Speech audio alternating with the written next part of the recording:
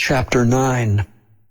And he entered into a ship, and passed over, and came into his own city.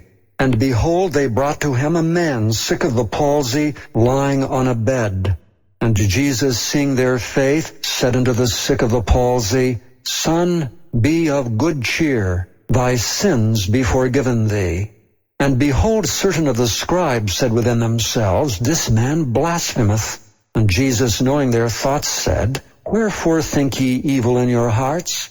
For whether is easier to say, Thy sins be forgiven thee, or to say, Arise and walk? But that ye may know that the Son of Man hath power on earth to forgive sins, then saith he to the sick of the palsy, Arise, take up thy bed, and go unto thine house. And he arose and departed to his house. But when the multitudes saw it, they marveled, and glorified God, which had given such power unto men. And as Jesus passed forth from thence, he saw a man named Matthew sitting at the receipt of custom. And he saith unto him, Follow me. And he arose and followed him. And it came to pass, as Jesus sat at meat in the house, behold, many publicans and sinners came and sat down with him and his disciples. And when the Pharisees saw it, they said unto his disciples, Why eateth your master with publicans and sinners?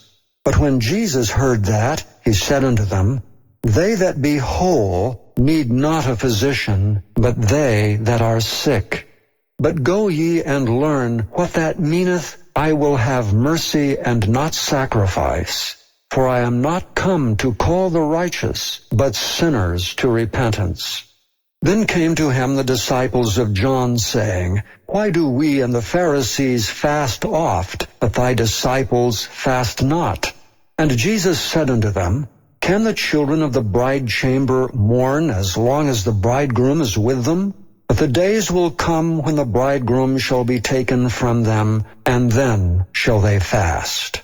No man putteth a piece of new cloth unto an old garment, for that which is put in to fill it up taketh from the garment, and the rent is made worse. Neither do men put new wine into old bottles, else the bottles break, and the wine runneth out, and the bottles perish. But they put new wine into new bottles, and both are preserved. While he spake these things unto them, behold, there came a certain ruler, and worshipped him, saying, My daughter is even now dead, but come and lay thy hand upon her, and she shall live. And Jesus arose and followed him, and so did his disciples. And behold, a woman which was diseased with an issue of blood 12 years came behind him, and touched the hem of his garment. For she said within herself, If I may but touch his garment, I shall be whole. But Jesus turned him about, and when he saw her, he said, Daughter, be of good comfort, thy faith hath made thee whole. And the woman was made whole from that hour. And when Jesus came into the ruler's house, and saw the minstrels and the people making a noise, he said unto them, Give place, for the maid is not dead, but sleepeth. And they laughed him to scorn. But when the people were put forth, he went in, and took her by the hand, and the maid arose.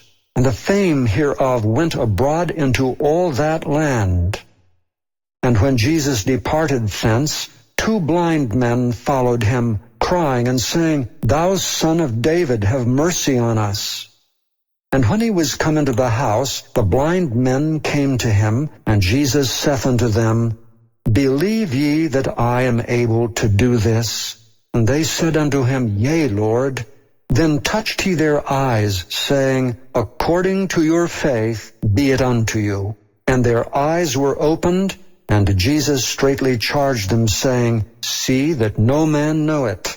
But they, when they were departed, spread abroad his fame in all that country. As they went out, behold, they brought to him a dumb man possessed with a devil. And when the devil was cast out, the dumb spake. And the multitudes marveled, saying, It was never so seen in Israel. But the Pharisees said, He casteth out devils through the prince of the devils. And Jesus went about all the cities and villages, teaching in their synagogues, preaching the gospel of the kingdom, and healing every sickness and every disease among the people. But when he saw the multitudes, he was moved with compassion on them, because they fainted and were scattered abroad as sheep having no shepherd. Then saith he unto his disciples, The harvest truly is plenteous, but the laborers are few. Pray ye therefore the Lord of the harvest, that he will send forth laborers into his harvest.